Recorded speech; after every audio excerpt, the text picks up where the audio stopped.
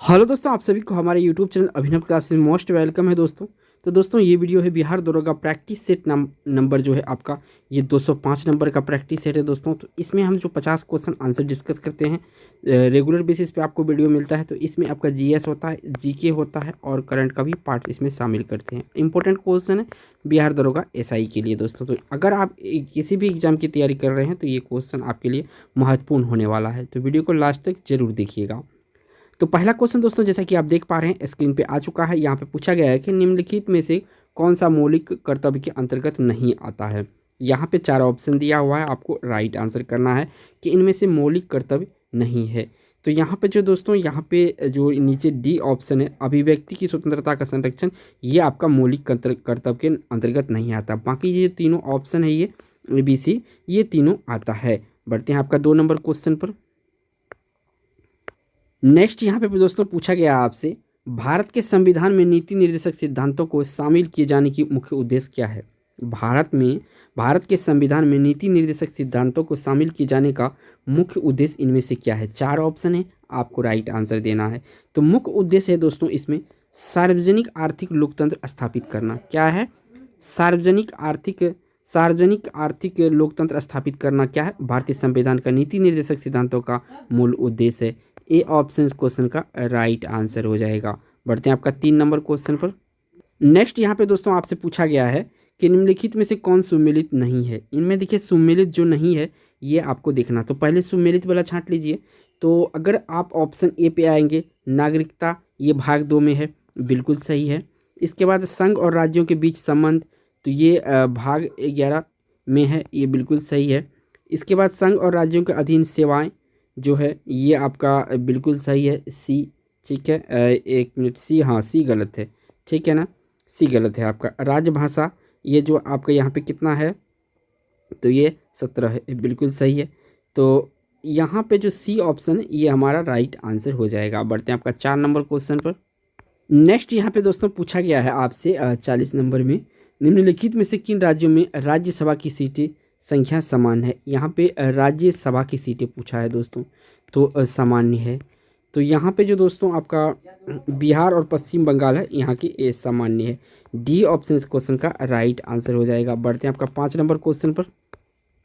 Next यहाँ पे पूछा गया दोस्तों आपसे 5 नंबर में, संसद के दोनों सदनों की संयुक्त बैठक भेजे गए विधेयक का होना आवश्यक है। तो संसद के दोनों सदनों की संयुक्त बैठक को भेजे गए विधेयक का होना आवश्यक है। तो कितना होता है सदस्यों का उपस्थिति? तो इसमें होता है दोस्तों उपस्थित सदस्यों के साधारण बहुमत से। क्या होता है? उपस्थित सदस्यों के साधारण बहुमत से। बढ़ते हैं आपका 6 नंबर क्वेश्चन पर। नेक्स्ट यहाँ पे पूछा गया दोस्तों आपसे 6 नंबर में, थोड़ा सा मैं इसको ऊपर कर देता हूँ, ठीक है। 6 नंबर में आपसे पूछा गया यहाँ पर, एक मिनट, हाँ 6 नंबर में आपसे पूछा गया है कि भारत के राष्ट्रपति पर महाभियोग की प्रक्रिया कहाँ से ली गई है। तो देखिए ये जो लिया गया है दोस्तों USA के संविधान से लिया गया, नहीं अमेरिका के संविधान से लिया गया है। तो ये यहाँ तो अमेरिका ऑप्शन में नहीं है, तो डी ऑप्शन आपको टिक करना है, इनमें से कोई नहीं। बढ़ते हैं आपका 7 नंबर क्वेश्चन पर।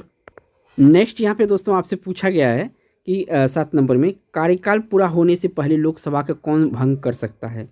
यानी कि जो 5 साल का कार्यकाल होता है दोस्तों, इसका समय पूरा होने से जो पहले ये कौन भंग कर सकता है लोकसभा को। तो ये भंग कर सकता है दोस्तों मंत्रिपरिषद की सिफारिश पर राष्ट्रपति के द्वारा भंग किया जा सकता है। तो यहाँ से आपका बी ऑप्शन इस क्वेश्चन का राइट आंसर हो जाएगा। बढ़ते हैं 8 नंबर क्वेश्चन पर। नेक्स्ट यहाँ से दोस्तों पूछा गया आपसे, भारत के सर्वोच्च न्यायालय में न्यायाधीशों की संख्या बढ़ाने के लिए कौन अधिकृत है। भारत के सर्वोच्च न्यायालय में न्यायाधीशों की संख्या बढ़ाने के लिए कौन अधिकृत है। यहाँ पे 4 ऑप्शन दिया हुआ है। तो देखिए जो संसद होता है ना, संसद बढ़ाने के लिए ये अधिकृत है। सर्वोच्च न्यायालय में न्यायाधीशों की संख्या ज़रूरत के अकॉर्डिंग संसद बढ़ा सकता है।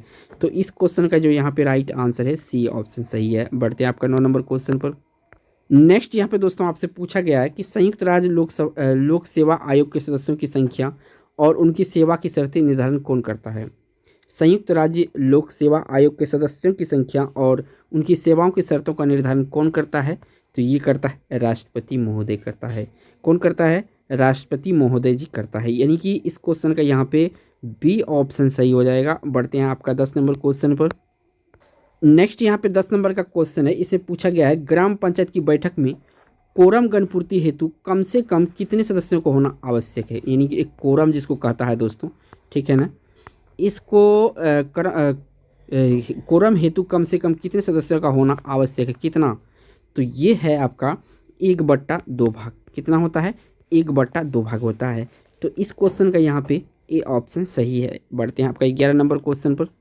11 नंबर का क्वेश्चन दोस्तों इसे पूछा गया है, किस संविधान संशोधन अधिनियम द्वारा लोकसभा तथा विधानसभा की सीटों की संख्या में वर्ष 2026 तक कोई परिवर्तन करने का प्रावधान नहीं किया गया, कोई परिवर्तन न करने का प्रावधान किया गया है, और ये 2026 तक कोई परिवर्तन नहीं होगा। तो यहाँ पे 4 ऑप्शन है, आपको राइट आंसर यहाँ पे देना है। तो ये जो 84वां संविधान 84 नंबर का संविधान संशोधन है, इसमें ऐसा कहा गया है। ए ऑप्शन इस क्वेश्चन का राइट आंसर है। बढ़ते हैं आपका नेक्स्ट क्वेश्चन 12 नंबर पर। नेक्स्ट यहाँ पे दोस्तों आपसे पूछा गया 12 नंबर में, भारत में अब तक कितनी बार रुपये का अवमूल्यन हुआ है। जो रुपये का अवमूल्यन है ये कितनी बार हुआ है अब तक, ठीक है ना, ये आपसे पूछा गया है। तो टोटल अब तक 3 बार रुपयों का अवमूल्यन हो गया है। कितने बार, 3 बार। तो ऑप्शन कौन सा सही होगा, 3 नंबर, यानी सी ऑप्शन सही होगा, 3 बार, यानी कि यहाँ पे सी ऑप्शन सही है। बढ़ते हैं आपका 13 नंबर क्वेश्चन पर। नेक्स्ट यहाँ पे दोस्तों पूछा गया आपसे 13 नंबर में, भारतीय रिजर्व बैंक अधिनियम के अनुसार नगद आरक्षित अनुपात यानी CRR का अधिकतम प्रतिशत कितना हो सकता है। यहाँ पे करंट का नहीं पूछा गया है दोस्तों, ध्यान रखिएगा, अधिकतम पूछा गया, यानी कि मैक्सिमम हो सकता है, ये कितना हो सकता है, तो ये हो सकता है आपका 15%। कितना हो सकता है, 15% होता है RBI का CRR अधिकतम। बढ़ते हैं आपका 14 नंबर क्वेश्चन पर। नेक्स्ट यहाँ पे दोस्तों आपसे पूछा गया है 14 नंबर में, भारतीय जीवन बीमा निगम LIC का मुख्यालय कहाँ है। देखिए LIC का जो मुख्यालय है ये कहाँ पे है, आप सभी को पता है, बहुत ही इंपॉर्टेंट है, ये ज़्यादातर जीवन बीमा क्षेत्र में ये निवेश करती है। तो इसका जो राइट आंसर है दोस्तों मुंबई। इसका हेडक्वार्टर कहाँ है, मुंबई है हेडक्वार्टर इसका। इसका दोस्तों आपसे छोटा सा रिक्वेस्ट, आपको बताना है कि इसका जो स्थापना है LIC का कब हुआ था, कमेंट में जरूर बोलिएगा, क्योंकि दोस्तों मैं इसी बिहार दरोगा में ही शामिल किया था ये क्वेश्चन। बढ़ते हैं आपका 15 नंबर क्वेश्चन पर। नेक्स्ट यहाँ पे दोस्तों आपसे पूछा गया है 15 नंबर में, भारत में बजट प्रणाली संस्थापक माना जाता है। भारत में जो बजट प्रणाली का संस्थापक किसे माना जाता है, यहाँ पे किसको माना जाता है, 4 ऑप्शन दिया हुआ है। तो ये माना जाता है दोस्तों आपका जेम्स विल्सन को। जेम्स विल्सन को बजट प्रणाली का संस्थापक या भारत में बजट प्रणाली का जन्मदाता कहा जाता है। तो इस क्वेश्चन का यहाँ पे डी ऑप्शन राइट आंसर है। बढ़ते हैं आपका नेक्स्ट 16 नंबर क्वेश्चन पर। नेक्स्ट यहाँ पे 16 नंबर का क्वेश्चन है दोस्तों, यहाँ पे पूछा गया 16 नंबर में, दुर्गापुर इस्पात कारखाना की स्थापना किस पंचवर्षीय योजना के दौरान की गई थी।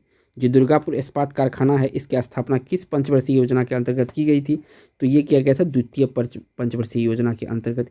किसके अंतर्गत, द्वितीय पंचवर्षीय योजना के अंतर्गत। तो यहाँ से आपका ए ऑप्शन इस क्वेश्चन का राइट आंसर हो जाएगा। बढ़ते हैं आपका 17 नंबर क्वेश्चन पर।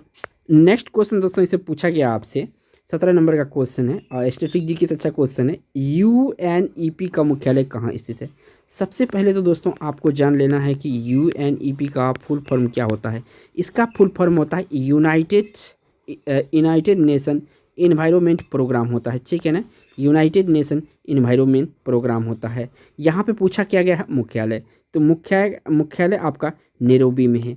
अब इसको एक चीज़ और यहाँ से पूछा जाता है कि इसकी स्थापना कब हुआ था, तो इसका स्थापना जो हुआ था दोस्तों तो 1972 ईस्वी में हुआ था। कब हुआ था, 1972 ईस्वी में इसका स्थापना हुआ था। किसका, UNEP का, united nation environment program full form है। बढ़ते हैं 18 नंबर क्वेश्चन पर।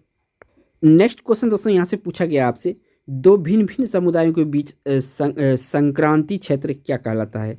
दो भिन्न भिन्न समुदायों के बीच की संक्रांति क्षेत्र क्या कहलाता है, तो दोस्तों ये जो कहलाता है ये आपका इकोटोन कहलाता है। क्या कहलाता है, इकोटोन कहलाता है। यहाँ से आपका डी ऑप्शन इस आंसर सही हो जाएगा। बढ़ते हैं आपका 19 नंबर क्वेश्चन पर। नेक्स्ट दोस्तों इसे पूछा गया आपसे 19 नंबर में, विश्व आर्द्र भूमि दिवस मनाया जाता है। विश्व आर्द्र भूमि दिवस मनाया जाता है, किस तिथि को मनाया जाता है, ये मनाया जाता है 2 फरवरी को। कब मनाया जाता है, 2 फरवरी को मनाया जाता है। तो यहाँ से आपका बी ऑप्शन सही है। बढ़ते हैं आपका नेक्स्ट 20 नंबर क्वेश्चन पर। नेक्स्ट यहाँ दोस्तों पूछा गया आपसे 20 नंबर में, भारत के कितने प्रतिशत भूभाग पर वन है। भारत के कितने प्रतिशत भूभाग पर वन है, तो देखिए जो भारत में वन का भूभाग है प्रतिशत, ये है 22.7%। कितना है, 7% है। और ये आपका बी ऑप्शन होना चाहिए। और होना कितना चाहिए एक्चुअल में इन्वायरमेंट सही के लिए तो 33% जो होना चाहिए, ठीक है ना। लेकिन है कितना, तो 22.7%। बढ़ते हैं आपका नेक्स्ट 21 नंबर क्वेश्चन पर। नेक्स्ट यहाँ दोस्तों पूछा गया आपसे 21 नंबर में, national bureau of plant genetic कहाँ अवस्थित है। ये जो नेशनल ब्यूरो प्लांट जेनेटिक स्थित है, ये कहाँ पे स्थित है। यहाँ पे देखिए 4 ऑप्शन दिया हुआ है। तो देखिए दोस्तों, ये जो स्थित है ये आपका नई दिल्ली में स्थित है। कहाँ पे, नई दिल्ली में स्थित है। तो इस क्वेश्चन का यहाँ पे ए ऑप्शन सही हो जाएगा। बढ़ते हैं आपका 22 नंबर क्वेश्चन पर। नेक्स्ट यहाँ पे पूछा गया दोस्तों 22 नंबर में, पनियान और इरोला जनजाति किस राज्य में निवास करती है। यहाँ पे 2 जाति का नाम पूछा गया है। एक तो पनियान, ठीक है ना, दूसरा इरोला है। क्या है, इरोला है। ये दोनों इंपॉर्टेंट क्वेश्चन है। ये दोनों या एक के बारे में पूछ सकता है या दोनों के बारे में पूछ सकता है। पनियान और इरोला जनजाति जो है दोस्तों, ये केरल राज्य का निवासी है। कहाँ का, केरल राज्य का। तो इस क्वेश्चन का यहाँ पे ए ऑप्शन सही है। बढ़ते हैं आपका 23 नंबर क्वेश्चन पर।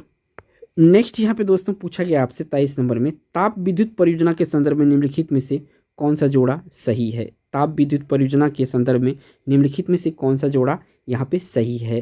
23 नंबर का क्वेश्चन है। तो इस क्वेश्चन का जो राइट आंसर है, देखिए जोड़ा सही है। तो ये जो कावास है ये गुजरात में है। बाकी ये तीनों ऑप्शन जो दोस्तों गलत दिया हुआ। इस तरह के एग्जाम में क्वेश्चन पूछे जाते हैं दोस्तों। बढ़ते हैं आपका 24 नंबर क्वेश्चन पर। नेक्स्ट यहाँ पे दोस्तों आपसे पूछा गया 24 नंबर में, निम्नलिखित में से कौन सा राज्य भारत में सबसे अधिक मैंगनीज उत्पादन करता है। सबसे अधिक मैंगनीज उत्पादन कौन सा राज्य करता है। तो ये करता है दोस्तों, मैंगनीज की बात चल रहा है तो ये करता है आपका ओडिशा राज्य। कौन सा राज्य, ओडिशा राज्य। तो इस क्वेश्चन का यहाँ पे सी ऑप्शन सही है, ओडिशा। बढ़ते हैं आपका 25 नंबर क्वेश्चन पर। नेक्स्ट यहाँ पे दोस्तों पूछा गया आपसे 25 नंबर में, मानव भूगोल का पिता निम्नलिखित में से किसे कहा जाता है। मानव भूगोल का पिता किसे कहा जाता है, ये आपसे पूछा गया है। तो दोस्तों जो मानव भूगोल का पिता कहा जाता है, ये कहा जाता है आपका कार्ल रीटर को। किसको कहा जाता है, कार्ल रीटर को कहा जाता है। तो यहाँ से आपका डी ऑप्शन सही है। बढ़ते हैं आपका नेक्स्ट क्वेश्चन 26 नंबर पर। नेक्स्ट यहाँ से दोस्तों पूछा गया आपसे, निम्नलिखित में से कौन सा पार्थिव ग्रह नहीं है। तो इनमें पूछा गया पार्थिव ग्रह नहीं है। तो दोस्तों यहाँ पे जो शनि है ये पार्थिव ग्रह नहीं है। बुध, शुक्र और पृथ्वी 4 ग्रह होता है, ठीक है ना। 4 ग्रह जो होता है ये पार्थिव की श्रेणी में आता है। तो याद रखिएगा कौन कौन से।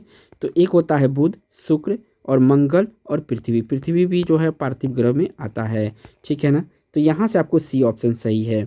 बढ़ते हैं 27 नंबर क्वेश्चन पर। नेक्स्ट यहाँ से दोस्तों पूछा गया आपसे 27 नंबर क्वेश्चन में, पृथ्वी की उपसौर की स्थिति किस महीने में होती है। यहाँ पे उपसौर की स्थिति किस महीने में होती है। तो उपसौर की स्थिति जो होती है दोस्तों, ये जनवरी में होती है। कहाँ पे होती है, जनवरी में होती है। यानी बी ऑप्शन क्वेश्चन का राइट आंसर हो जाएगा। बढ़ते हैं 28 नंबर क्वेश्चन पर। नेक्स्ट यहाँ पे दोस्तों पूछा गया आपसे 28 नंबर में, अंतर्राष्ट्रीय खगोलीय संघ यानी ICU, ठीक है ना, शॉर्ट में बोला जाता है, ICU का मुख्यालय निम्नलिखित में से कहाँ है। यानी ICU का जो हेडक्वार्टर है दोस्तों, ये पूछा गया है। तो ICU का हेडक्वार्टर है ये आपका कहाँ पर है। तो ये आपका पेरिस में है। कहाँ पे है, अंतर्राष्ट्रीय खगोलीय संघ या ICU का शॉर्ट में, इसका हेडक्वार्टर कहाँ पे है, पेरिस में है। तो इस क्वेश्चन का यहाँ पे आपका बी ऑप्शन सही हो जाएगा। बढ़ते हैं आपका नेक्स्ट 29 नंबर क्वेश्चन पर। नेक्स्ट यहाँ से दोस्तों पूछा गया आपसे 29 नंबर में, किस जलप्रपात को भारत का नियाग्रा जलप्रपात के तौर पर जाना जाता है। या ये जो नियाग्रा है ये किस जलप्रपात का दूसरा नाम है या इस नाम से जाना जाता है, नियाग्रा के नाम से। तो दोस्तों यहाँ पे 4 ऑप्शन है। तो ये जाना जाता है चित्रकूट जलप्रपात को। किसको जाना जाता है, चित्रकूट जलप्रपात को नियाग्रा जलप्रपात के नाम से जाना जाता है। तो इस क्वेश्चन का यहाँ पे सी ऑप्शन सही हो जाएगा। बढ़ते हैं आपका 30 नंबर क्वेश्चन पर। नेक्स्ट यहाँ पे दोस्तों पूछा गया आपसे 30 नंबर में, भारत की प्रादेशिक जल सीमा समुद्र तट से कितने समुद्री मील दूरी तक होता है।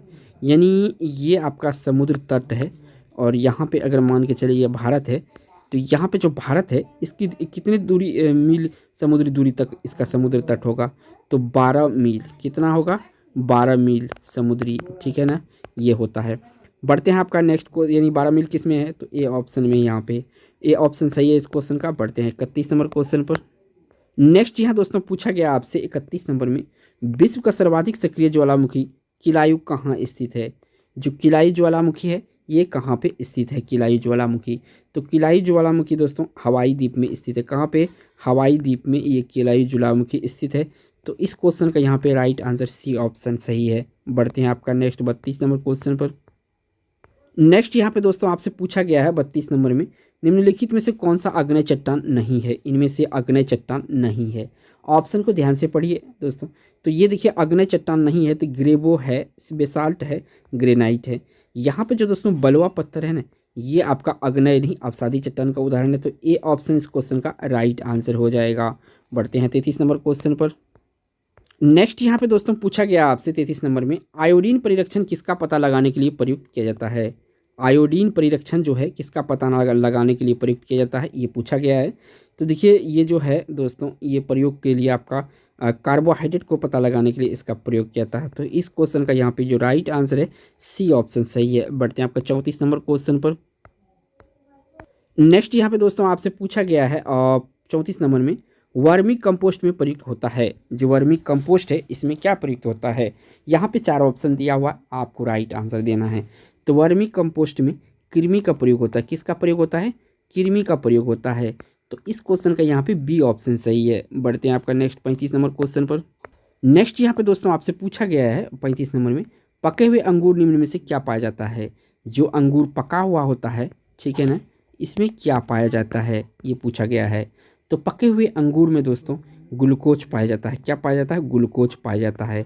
इस क्वेश्चन का यहाँ पे राइट आंसर डी ऑप्शन सही है। बढ़ते हैं आपका 36 नंबर क्वेश्चन पर। नेक्स्ट यहाँ पे दोस्तों पूछा गया आपसे 36 नंबर में, बीजों को किस स्थिति में संरक्षित किया जा सकता है? बीजों को किस स्थिति में संरक्षित किया जा सकता है? तो देखिए ठंडी एवं शुष्क स्थिति में इसको संरक्षित या भंडारित किया जा सकता है। बी ऑप्शन इस क्वेश्चन का राइट आंसर है। बढ़ते हैं आपका 37 नंबर क्वेश्चन पर। नेक्स्ट यहाँ दोस्तों इसमें पूछा गया आपसे 37 नंबर में, प्रकाश शोषण अवस्थर क्या है? प्रकाश शोषण का अवस्थर या सबस्ट्रेट क्या है? क्या है दोस्तों? तो ये है आपका ग्लाइकोलेट।